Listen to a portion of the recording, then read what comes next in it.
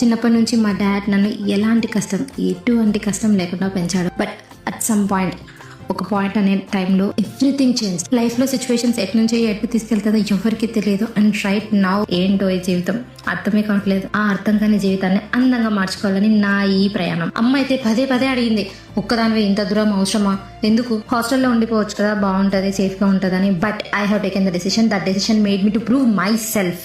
And right now సోలోగా ఉండాలంటే కాస్త భయమే కాదనను, బట్ ఆ భయాన్ని ఓవర్కమ్ చేసుకోవడానికే ఈ ధైర్యం. So this is to prove my self. నేను కన్సిస్టెన్సీగా ఉంటానా, అసలు నేను మేనేజ్ చేసుకోగలుగుతానా, నా personal life even professional life, office అయిపోయాక ఇల్లు ఆఫీస్ ఇలా మేనేజ్ చేసుకోగలుగుతానా లేనా, అసలు పేషెన్సీతో ఓవర్కమ్ చేస్తానా లేదా, ఇవన్నీ తెలుసుకోవడానికే ఈ జర్నీ.